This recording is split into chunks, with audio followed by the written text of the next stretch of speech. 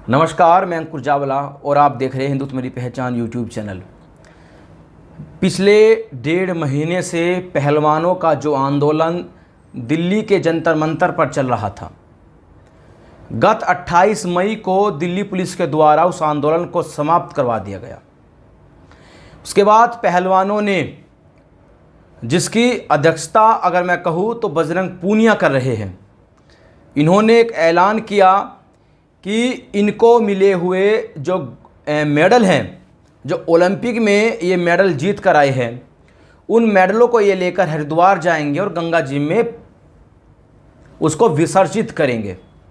जैसे ही ये जानकारी सोशल मीडिया पर बजरंग पूनिया की ओर से रिलीज की गई तो सोशल मीडिया पर लोगों के अलग अलग विचार देखने को मिलते रहे। हमारे साथ महामंडलेश्वर यति नरसिंहानंद गिरी महाराज जी के शिष्य हैं, स्वामी यति निर्भयानंद महाराज जी हैं। मैं आपको बताता चलूं, चाहे किसान आंदोलन हो या सीए का आंदोलन, जो आंदोलनकारी सीए आंदोलन में या किसान आंदोलन में आपको धरना स्थल पर दिखाई देते थे, सेम वही आंदोलनकारी जंतर मंतर पर इन पहलवानों के साथ वहाँ पर कैमरे के सामने दिखाई दिए। लगभग 1.5 महीने के बाद जब दिल्ली पुलिस के द्वारा इन लोगों के आंदोलन को समाप्त करवा दिया गया तो इन्होंने अपनी मेडल गंगा में विसर्जित करने का ऐलान किया। और आज 30 मई को हरिद्वार में बजरंग पूनिया और उसकी पूरी टीम वहाँ पर पहुँच चुकी है और उन्होंने ऐलान किया है कि शाम 6 या 7 बजे वे अपने मेडल को गंगा जी में विसर्जित कर देगी। हम जब ये वीडियो शूट कर रहे हैं करीब शाम का 7 बजे का समय है, लेकिन अभी तक इन्होंने अपने मेडलों को गंगा जी में विसर्जित नहीं किया है। स्वामी जी, मैं आपसे ये पूछना चाहता हूँ कि 1.5 महीने से जो आंदोलन ये चल रहा था और 1.5 महीने के बाद जब अभी 28 मई को, अभी दो दिन पहले दिल्ली पुलिस के द्वारा इनका जो आंदोलन था वो वहाँ से समाप्त करवा दिया गया, फिर इन्होंने ऐलान किया कि ये हरिद्वार जाकर अपने जो इनके मेडल है, जो इनको ओलंपिक में मिले हुए थे, उसको गंगा जी में जाकर विसर्जित कर देंगे। आप इसको कैसे देखते हैं कि गोल्ड मेडलिस्ट या जो भी मेडल इनको ओलंपिक में से मिले हैं उसको गंगा जी में प्रवाहित करने का जो इन्होंने ऐलान किया है, आप इस ऐलान को कैसे देखते हैं? माँ और महादेव के चरणों में नमन करते हुए, अपने गुरुवर महामंडलेश्वर यति नरसिंहानंद गिरी जी महाराज के चरणों में दंडवत प्रणाम करते हुए, मैं स्वामी यति निर्भयानंद सरस्वती अंकुर जी, इस देश में सभी को अपने बात रखने का, अपने पीड़ा रखने का सभी को अधिकार है। जिस तरह से इन पहलवानों के साथ जो भी अन्याय हुआ उसके विरुद्ध इन्होंने जंतर मंतर पर अपना धरना प्रदर्शन किया और धरना प्रदर्शन में बैठे, करना भी चाहिए। परंतु मैं एक सन्यासी हूँ, सन्यासी होने के नाते मैं बिल्कुल सही सत्य बोलूँगा कि ये पहलवान, महिला पहलवान हो या पुरुष पहलवान, ये हमारे कोई दुश्मन नहीं है, मेरे रिश्तेदार भी नहीं है। लेकिन जिस मुद्दा को लेकर ये बैठे थे वहाँ पर धरना पर, वो धरना जो है, इनका जो धरना देने का जो प्रकरण था, जो धरना देने का जो अधिकार था, उससे ये भटक गए और ये राजनीतिक लोगों के चंगुल में फंस गए। जब राजनीतिक पार्टी, अलग अलग राजनीतिक पार्टी आके, शुरुआत हुआ अरविंद केजरीवाल के पार्टी से, जो वहाँ पर फोल्डिंग वगैरह आपने देखा था कि रात को जब पुलिस से धक्का मुक्की हुई है। स्वामी जी, एक प्रकार से इस आंदोलन का जो रूप था वो उस रात से बिल्कुल बदल चुका था। देखिए, पहलवानों का धरना देना, अपने मांग को, इनके साथ जो अन्याय हुआ उनको लेकर धरना देना उनका अधिकार था और करना भी चाहिए था और हम लोगों को भी उनके साथ देना चाहिए था। लेकिन ये पहलवानों का धरना जो है, इनको राजनीतिक दलों ने, राजनीतिक दल जो है इसे अपने कैच कर लिया और उनको जो एक तरह से हाईजैक कर लिया। और पहलवानों को मुझे लग रहा है कि अभी तक ये समझ में नहीं आ रहा कि मैं राजनीतिक के चंगुल में इस तरह से फंस चुका है कि अब वो राजनीतिक दलों के कहने पर ही चल रहे हैं। मैं एक बात बताता हूँ कि शुरू में मुझे जहाँ भी ध्यान है, मैं न्यूज़पेपर में पढ़ा था और कभी न्यूज़ भी देखता हूँ, उसमें ये हुआ था कि शुरू में पहलवानों ने ये जताया था कि सुप्रीम कोर्ट में जाकर उनके एडवोकेट और उन्होंने कहा था कि हमें जान माल की खतरा है और ब्रजभूषण शरण सिंह जो है गुंडा है, जो भी एलिगेशन लगाया था, और ये हमें जान माल की खतरा है और हमें सुरक्षा दिया जाए। सुप्रीम कोर्ट ने बगैर कुछ देरी करे हुए माननीय उच्चतम न्यायालय ने एकदम से उनको सुरक्षा व्यवस्था करी वहाँ पर धरनारत जहाँ पर थे जंतर मंतर में, और उन्होंने दूसरी मांग रखी थी कि इनके खिलाफ तुरंत रिपोर्ट दर्ज करवाया जाए। तो सुप्रीम कोर्ट के आदेश पर उसके खिलाफ रिपोर्ट दर्ज हो गई, जिसमें एक नाबालिग हमारी बहन है महिलाएं पहलवान, और उन जो है पॉक्सो वगैरह भी लगी है और भी धाराएँ जो भी लगी है, उनको सुप्रीम कोर्ट के आदेश पर तुरंत जो है जो भी मांग थी उस मांग के लिए इन्होंने किया। स्वामी जी, मैं आपको बता दूं, नाबालिग तो शायद वे नहीं थी क्योंकि वे पहलवानी थी।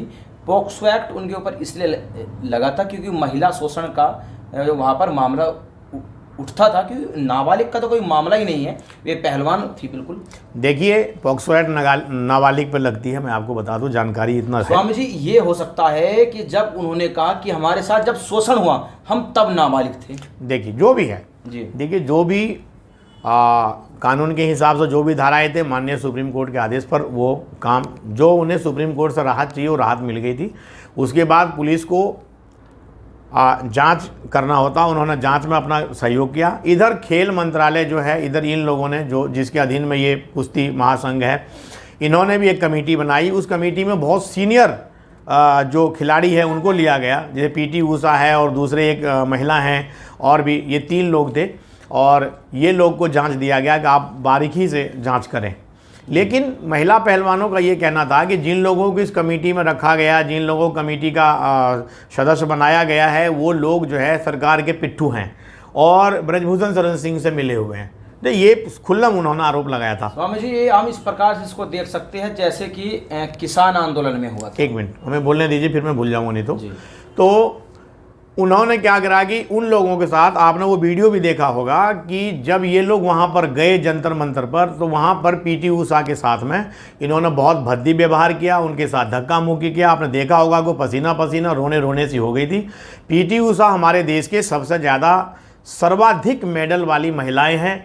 मैं पीटी ऊषा का भी सम्मान करता हूं। हमारी बहनें जो बैठी हुई धरना पर, जो आज अपनी मेडल गंगा जी में प्रवाहित करने जा रही, मैं उनका सम्मान करता हूं। और देश के नाम रोशन करने के लिए पहलवान भाइयों को और बहनों के सबके मैं सम्मान करता हूं कि उन्होंने देश के जो नाम है वो विश्व में लहराया है और मस्तक को ऊँचा किया है। मेरे लिए सभी है। लेकिन एक महिला और वरिष्ठ महिला, और जिसने कम से कम 10 मेडल जो है गोल्ड मेडल लेके बैठी हुई है, उनके सामने मेरे ख्याल से जंतर मंतर पर जितने पहलवान बहनें भाई बैठे हुए मेरे, उनके पास इतने मेडल नहीं आज तक। अगर आप देखेंगे, देखिए मैं बड़ा स्पष्ट बोल रहा हूँ, गहराई की बात बोल रहा हूँ, इनके पास जो है गोल्ड मेडल 1 2 3 4 हो सकते हैं, लेकिन उनके पास 10 मेडल है। दूसरी जो महिला है उसका नाम मैं भूल रहा हूँ, उनके पास भी 7 8 मेडल है। तो आप उस हिसाब से भी आप पहलवानी में हैं, वो और में थे, लेकिन थे सब खेल में ही। ठीक है, तो इस तरह से इन्होंने कहा कि पहले इन्होंने कहा था कि महिला पहलवानों का बेइज्जती हुई है, महिला पहलवानों का अपमान हुआ है। तो जो पीटी ऊषा है और भी महिला जिसके साथ धक्का मुक्की करी, क्या वो महिला नहीं थी? क्या उनकी सम्मान नहीं होना चाहिए?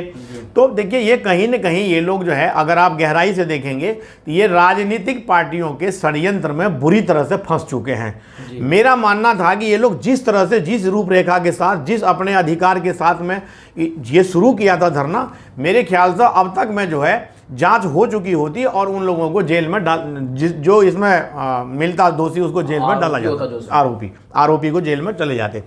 परंतु इन्होंने एक राजनीति का अखाड़ा बनाया।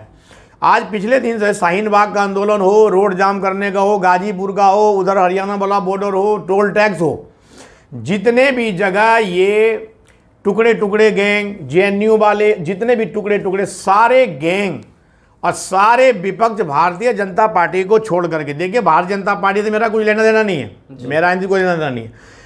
सारे गैंग, जितने भी ये लालू गैंग, भालू गैंग, केजरीवाल गैंग, शरद पवार, जितने भी कांग्रेस से लेकर जितने भी ये सारे गैंग एक होकर के ये, और ये इन लोगों को इस तरह से हाईजैक कर लिया है कि ये आंदोलन अब पहलवानों का नहीं रह गया अंकुर जी, ये आंदोलन अब इन राजनीतिक पार्टियों का है। जैसे जैसे ये राजनीतिक पार्टी कहते हैं वैसे वैसे ये लोग करते हैं। अब हम आते हैं परसों 28 तारीख की बात पर। 28 तारीख को जब हमारे देश के नए पार्लियामेंट, जिसको बड़े मंसूबा के साथ, जो पहले अंग्रेज़ों के पार्लियामेंट जो बनाए हुए थे उनमें हमारी चलती थी, और पूरी आज के आधुनिक फैसिलिटी के हिसाब से और ज़्यादा सीट बढ़ा करके, और ये सब देखा, उस ज़्यादा कहने की ज़रूरत नहीं है। उस दिन उसका उद्घाटन था। तो ये टुकड़े टुकड़े गैंग और ये सारे राजनीतिक दल जो है, इन्होंने जो है एक प्लानिंग के साथ इन पहलवानों से कहा, क्योंकि उस दिन हमारे देश के प्रधानमंत्री जी उसका उद्घाटन करेंगे, तो उसी दिन जो है उस नए पार्लियामेंट का आप लोग घेराव करिए। देखिए, आपको धरना में बैठना है तो आप धरना में बैठने पार्लियामेंट घेरने के लिए उस दिन क्यों जा रहे हैं, और उसी दिन क्यों जा रहे हैं 28 तारीख को ही? आप 27 तारीख में भी जा सकते थे, आप 29 में जा सकते, आप 30 में जा सकते थे, लेकिन इन लोगों के बिल्कुल अपना माइंड काम नहीं कर रहे। ये लोग सिर्फ राजनीति वालों के कहने से चल रहे हैं। मैं बताऊं आपको, अब आता है जब देखो सरकार चलाने का एक तरीका है। जब इन्होंने देखा कि पार्लियामेंट में ये जो सही काम होने जा रहा है उनको विघ्न डाल रहे हैं, तो उन्होंने पुलिस प्रशासन के द्वारा इन लोगों के धरना वहाँ से समाप्त करवा दिया गया। जो भी नेता लोग उसमें, चाहे वो ठिकेत जी हो, चाहे और भी नेता हैं, उन लोगों को नज़रबंद कर दिया, जिसके मतलब माहौल ख़राब ना हो, जैसे पिछले दिनों में माहौल ख़राब हुआ था। और ये उन लोगों को नज़रबंद कर दिया और पहलवान लोगों को शाम को छोड़ दिया गया। ऐसा नहीं है कि जेल में डाल दिए गए। तो एक सिस्टम है काम करने के कि आप अपने मनमानी तरीके से किसी भी चीज़ को एकदम से, आप कोई कानून को नहीं मान रहे। अब देखिए, मैं एक बात के बड़ा दुख हुआ मुझे, जब माननीय उच्चतम न्यायालय सुप्रीम कोर्ट से इन्हें राहत मिली, इनको सुरक्षा दिया गया, इसके बाद इनको जो है वहाँ पर जो इनके मुकदमा दर्ज हो गई, जांचें चल रही है, तो उसके बाद एक बयान आता पहलवानों की तरफ से, ये बजरंग पूनिया जी है और भी है, इनकी तरफ से एक बयान आता है कि अब जो है जो हमारी जो फैसला होगा वो फैसला होगा खाप पंचायत में। जब आप ये कहते हैं, जब आपको सुरक्षा की जरूरत थी तो आप सुप्रीम कोर्ट में जाते हैं, जब आपको मुकदमा दर्ज करवानी है तो सुप्रीम कोर्ट में जाते हैं, जब आप उसके बाद कहते हैं कि हमारी जो भी फैसला होगी वो खाप पंचायत करेंगे। तो जब सारी फैसला खाप पंचायत ही करेंगे हमारे देश में, तो सुप्रीम कोर्ट की क्या आवश्यकता है, हाई कोर्ट की क्या आवश्यकता है?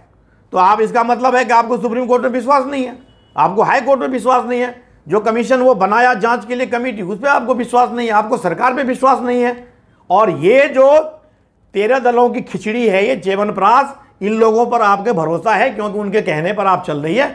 इसलिए ये पहलवानों का दुर्भाग्य है कि जो इसका आंदोलन, जिस गति से आंदोलन चली थी, ये अपने मुद्दा से भटक गए और ये राजनीतिक पार्टियों के चंगुल में फंस चुके हैं। ये बताइए मुझे। अच्छा स्वामी जी, मैं ये कह रहा हूँ कि राकेश टिकैत और उसके भाई नरेश टिकैत की ओर से ऐलान किया गया है, और नरेश टिकैत और राकेश टिकैत का जो काफिला है वो मुजफ्फरनगर के सिसोली गांव से हरिद्वार के लिए निकल चुका है। इसकी मुझे अभी जानकारी मिली है और वे हरिद्वार पहुँच रहे हैं। स्वामी जी जैसे 6 बजे ये कहा गया था कि हम जो हमारे अवार्ड है, जो हमारे मेडल है, हम उसको बहाएंगे, लेकिन अभी तक मेडलों को बहाया नहीं गया है। आप मान के चलिए कि सिसोली से, मुजफ्फरनगर से टिकैत ब्रदर्स का जो हरिद्वार के लिए जो कूच हुआ है, कि आप ऐसा मानते हैं कि अब 2024 के लिए, जहाँ तक काफ़ी लोग ये कह रहे हैं कि जैसा 2019 के इलेक्शनों से पहले हुआ था, 2019 में जो चुनाव हुए थे, ऐसे ही 2024 के चुनाव से पहले कैसा माहौल बनाया जा रहा है, और अब उसके लिए केंद्र बनाया जा रहा है हरिद्वार को, जो धर्म की नगरी है। क्योंकि हरिद्वार की हर की पौड़ी पर आरती के समय बहुत हजारों की संख्या में, लाखों की संख्या में भक्तगण वहाँ पर आते हैं। क्या स्वामी जी एक प्री प्लान के माध्यम से आखिरकार हरिद्वार को क्या चुना गया है, हर की पौड़ी को क्या चुना गया है? क्योंकि वहाँ लाखों की संख्या में, बहुत मतलब लाखों की संख्या में वहाँ पर भक्तगण आते हैं, और जब इसको देखेंगे ये क्या हो रहा है, तो स्वामी जी आखिरकार ये हरिद्वार क्यों ही चुना गया है? देखिए अंकुर जी, दरअसल गंगा माता जो है पवन पातनी गंगा है, हमारी पूजनीय, हम और सदियों से हम इनका पूजा अर्चना करते हैं, आरती होती है और धार्मिक मान्यता है। और इस हिसाब से लोगों को भावनात्मक रूप से, ये जो नेता नगरी, जो अलग अलग पार्टी के लोग जो सलाह देने वाले इनके सलाहकार हैं पहलवानों के, इन्होंने उसको जो है इस तरह की सलाह दिया ताकि लोग जो है भावनात्मक रूप से इनसे जुड़े, इसलिए हरिद्वार को चुना गया होगा। मैं एक बात समझ में नहीं आया कि राकेश टिकैत जी, नरेश टिकैत जी, इनके साथ में और भी जो इनके बंधु किसान भाई है, मैं कह रहा हूँ कि ये किसान यूनियन और किसान यूनियन एक नहीं है। मैं बता दूं आपको, पूरे देश में किसान यूनियन होंगे कम से कम कईयों दर्जन, अलग अलग ग्रुप बने हुए हैं। ये लोगों के दिमाग में मैं डाल देता हूँ। स्वामी जी, किसानों के जो आंदोलन है वो करीब 100 से ज़्यादा है पूरे देश में। मैं भी किसान का बेटा हूँ, मेरे पास ज़मीन है, मैं भी खेती करता हूँ। बेशक मैं अब स्वामी हूँ, लेकिन मेरे भाई बंधु खेती करते हैं, मैं किसान का बेटा हूँ। ठीक, पहला काम। दूसरा, जब किसान के कोई शोषण हो रहा हो, किसान का शोषण हो रहा हो, किसान का अनाज का फसल का रेट बढ़ाना हो, उसके लिए अगर किसान आंदोलन करे तो किसान आंदोलन जो है बड़ा अच्छा माना जाता था। जैसे कि इनके स्वर्गीय पिताजी महेंद्र सिंह टिकैत, उन्होंने आंदोलन किया और आंदोलन कामयाब हुए और प्रधानमंत्री भी मानने पर विवश हुए पहले भी, और बड़े तरीके से उन्होंने आंदोलन किया और जनता भी उनके सहयोग में, किसान के अलावा लोग भी उनके सहयोग में होते थे। आज इन लोगों ने किसान यूनियन के नाम पर जो ये गुंडागर्दी तैयार किया है, मैं गुंडागर्दी कहूँगा, चाहे वो सीए का आंदोलन हो, चाहे किसी टुकड़े टुकड़े गैंग का आंदोलन हो, चाहे किसी पहलवान का आंदोलन हो, सब में किसान यूनियन कूद पड़ता है। मैं कह रहा हूं कि जो किसान के अधिकार की बात थी, अगर किसान का शोषण हो रहा है, किसान को पैसे सही नहीं मिल रहा है, गन्ना का मूल्य नहीं मिल रहा है, तो किसान को आप जो है बाधित करके, किसान के जो मांग है उनको लेकर के किसान यूनियन को काम करने के लिए किसान यूनियन बनी थी। लेकिन आज किसान यूनियन जो है राजनीतिक पार्टी के खिलौने हो चुके हैं, और किसान यूनियन जो है राजनीतिक पार्टियों से मिल करके और एक तरह से किसान को भी बिल्कुल मतलब भ्रमित कर रखा है। तो आम किसान जो है, मैं आपको बता दूं, जो आम किसान अपने खेती करने में विश्वास रखता है और वो किसान यूनियन के साथ में नहीं है, मैं आपको बता देता हूं। तो राकेश टिकैत जी हो या कांग्रेस पार्टी के नेता हो, ये सब राजनीतिक पार्टी हैं और ये राजनीतिक षड्यंत्र के तहत इन पहलवानों को फंसा लिया है। और इन लोगों के सलाह पर भी मैं ये कहता हूँ, मैं दावे के साथ कह सकता हूँ कि हरिद्वार जो धर्म नगरी है हमारा, हरि का द्वार हरिद्वार जो है, वहाँ पर हर की पौड़ी पर ये जा करके वहाँ पे मेडल जो है विसर्जित करने की बात कही है। तो मैं एक सवाल और करता हूँ, लोग ये कहेंगे कि हो सकता है भारतीय जनता पार्टी के एजेंट हो, लेकिन मैं एक बात बता रहा हूँ कि मेरा कोई मतलब नहीं भारतीय जनता पार्टी से। मुझे दुख है कि हमारे देश के नाम रोशन करने वाले पहलवानों के साथ ये दुर्दशा हो रहा है, दूसरी तरफ कार्रवाई नहीं हो रही है। तो मैं कह रहा हूँ कि आप अगर मेडल बहाने के लिए वहाँ पर जा रहे हैं, तो जब भी अंकुर जी आपको पता होगा, आप गूगल पे सर्च कर लीजिए, जब मेडल मिलता है तो मेडल के साथ में सरकार की तरफ से जो अनुदान मिलते हैं, नगद राशि भी मिलता है, अनुदान मिलता है। तो आज तक इन पहलवानों को जो अनुदान मिला है, जो उधर से मिला है जीतने के बाद, आपने देखा होगा जब गोल्ड मेडल जीत के आते हैं तो अलग अलग संस्था भी हेल्प करते हैं, अलग अलग स्टेट के, जैसे हरियाणा स्टेट के हैं तो हरियाणा के मुख्यमंत्री भी उनको मदद दी जाती है और स्टेट गवर्नमेंट। तो मैं ये कहना चाहता हूँ इन पहलवानों से, अगर आप वाकई षड्यंत्र के तहत नहीं फंसे हुए हैं और राजनीतिक लोगों के चंगुल में नहीं फंसे हुए हैं, तो आप उस मेडल के साथ में जो आपको सरकारी अनुदान मिला था, जो आपको लोगों ने मदद करी थी, सरकार नगद के रूप में करी थी या आपके अकाउंट में दिया था, वो पैसे निकाल करके मेडल के साथ में उस नोट का गड्डी भी आप गंगा जी में प्रवाहित करें। तो हो सकता है कि मेडल के साथ में जो वहाँ पर लोग पैसे ढूंढते हैं भिखारी, और उन सबको नोट की गड्डी मिल जाए, और वहाँ जो लोग इसी से पेट पाल रहे हैं अपना, कि वहाँ लोग पैसे डालते हैं गंगा जी में, उसे ढोल करके नारियल ले करके अपना गुजारा, तो हो सकता है कि वो लोग बढ़िया तरीके से गुजारा कर सके। ये तो पहलू मैं वो बता रहा हूँ जो सच्चाई की बात है। दूसरा मेरा मानना ये है कि उच्चतम न्यायालय सर्वोपरि पूरा फैसला देने के लिए वो है। भाई उच्चतम न्यायालय से बड़ा यहाँ न्यायालय नहीं है, उसके बाद तो महामहिम राष्ट्रपति जी के यहाँ ही जाएंगे लोग। तो इन पहलवान भाइयों से बहनों से मैं ये कह रहा हूँ कि गंगा जी पर जा करके ये मेडल विसर्जित ना करें, और ये बड़े दुर्भाग्यपूर्ण बात है कि इन लोगों को वहाँ पहुँचा है मेडल लेकर के, ऐसा काम ना करें। ये हमारे देश हित में नहीं है, राष्ट्र हित में नहीं है। इन लोगों को महामहिम राष्ट्रपति महोदया जो महिला हैं और एक पिछड़ी जाति से हैं, और उनके पास जाकर के, यानी दलित वो है आदिवासी हैं, और उनके पास जाकर के मिलिए और अपनी बातें ये महिला पहलवान जाके राष्ट्रपति महोदया के पास रखें। प्रधानमंत्री जी से भी अपनी बात रखें, क्योंकि ऐसा नहीं है कि नरेंद्र मोदी पहलवानों की बात नहीं सुनेंगे। आज तक अगर ये राजनीतिक चंगुल में ना फंस के, राजनीतिक दलों के चंगुल में ना फंस के, अगर ये महामहिम राष्ट्रपति महोदया से जाके मिलते और उसके बाद इनसे मिलते जाकर के मोदी जी से, तो मेरे ख्याल से समस्या का समाधान हो गया होता और जांच और स्पीड से चलती, और अब तक में हो सकता है कि अगर दोषी पाए गए लोगों पर कार्रवाई होता और वो जेल के शिकंजे में होता। मैं ये बताना चाहता हूँ। लेकिन दिशा इन्होंने ये जो उसकी जिस लिए ये आंदोलन किया था वो अपने मार्ग से, अपने राह से भटक चुकी है। इसलिए आज इन पहलवानों पर मुझे बहुत ज़्यादा दुख है कि हमारे देश के पहलवान, जो देश के मतलब नाम ऊंचा करने वाले, रोशन करने वाले पहलवान को आज मेडल लेकर के हरिद्वार में पहुंचना पड़ रहा है और हरिद्वार में वो लोग बैठे हुए हैं। ये बहुत विडम्बना है। कुछ लोगों ने इसमें और तेल में, आग में जो है तेल डालने की काम करी। देखिए, जाति बिरादरी की बात करने लग जाते हैं लोग, क्योंकि ये सभी पहलवान जाट हैं। हमारा क्षेत्र हरियाणा जाट बहुल है, हमारा पश्चिमी उत्तर प्रदेश जाट बहुल है, और जाट जो है वो लड़ाकू कौम है, वीर कौम है। और इन तरह से जाटों को देखिए, किसी पहलवान को आप जो है ना, आप जो है जाति पाति में नहीं बांट सकते, क्योंकि पहलवान देश के लिए लड़ते हैं, पहलवान देश के लिए मेडल लाते हैं। इसलिए पहलवानों को या किसी भी खेल, कोई भी खेल हो, उसमें आप उनको जाति पाति में नहीं बांट सकते। अगर हम जाति पाति में बांटते हैं, अगर किसी पहलवान को हम जाति में बांट करके अगर हम पहलवान का मतलब वो करते हैं कि पहलवान ये फलाने जात है, तो आप समझिए कि पहलवानी के जो पहलवान लोग मेडल जीत के लाए, उनका जो है बहुत बुरी तरह से उनके जो मेडल है उसका तौहीन है। मेडल जो है उनका आप अपमान कर रहे हैं, क्योंकि वो देश के लिए मेडल जीत के लाया है, इसलिए देश का बेटा है, देश का पहलवान है।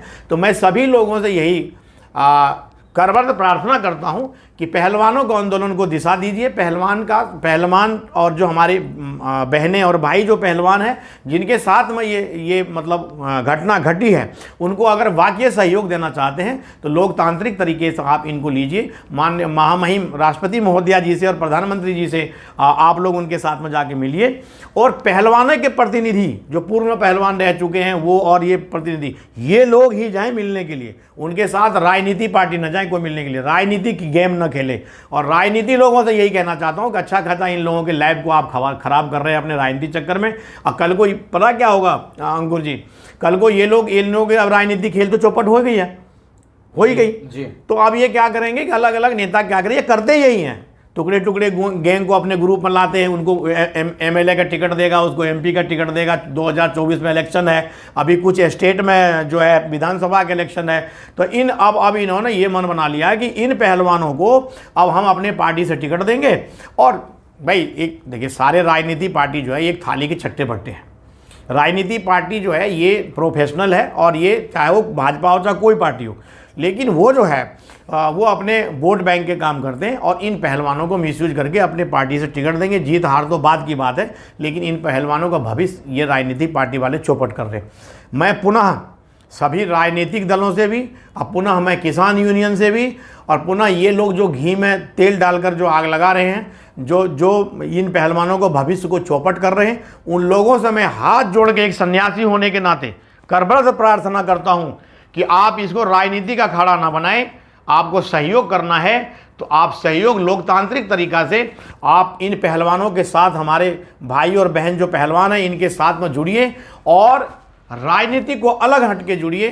और महामहिम राष्ट्रपति महोदया, प्रधानमंत्री जी, और इसके अलावा माननीय उच्चतम न्यायालय, सुप्रीम कोर्ट में इनके जो वकील है ये दोबारा जाए कि इतने दिन हो गए आदेश दे हुए, रिपोर्ट दर्ज करे हुए, आज तक इस रिपोर्ट पे कार्रवाई नहीं हुई है, तो इन पे एक्शन माननीय सुप्रीम कोर्ट दोबारा लेंगे, अवश्य लेंगे। तो इसलिए मेरा ये आग्रह है कि आप लोग इनको जो है पहलवानों के भविष्य के साथ खिलवाड़ ना करें। जी अंकुर जी, बहुत बहुत धन्यवाद। हर हर महादेव, हर हर महादेव। सभी जो हमारे दर्शक हैं, हमारे सनातनी भाई हैं, सभी हमारे जो पहलवान, पूर्व के पहलवान रहे हुए हैं और अभी वर्तमान में पहलवान, जहाँ तक ये हमारी वीडियो पहुँचे, आप ज़्यादा से ज़्यादा उन्हें शेयर करें और इन पहलवानों के भविष्य की चिंता करते हुए राजनीतिक दलों से अलग रखें। इनको किसी तरह से, हमारे पहलवान जो देश के लिए काम किया है उनके ऊपर जो है आरोप न लगे और वो उनका भविष्य चौपट ना हो। इसी के साथ माँ और महादेव आप सभी का रक्षा करें, आप सभी को सनातन धर्म के मार्ग पर चलने का शक्ति प्रदान करें और आपका सात्विक मनोकामना पूर्ण करें। हर हर महादेव, हर हर महादेव, हर हर महादेव।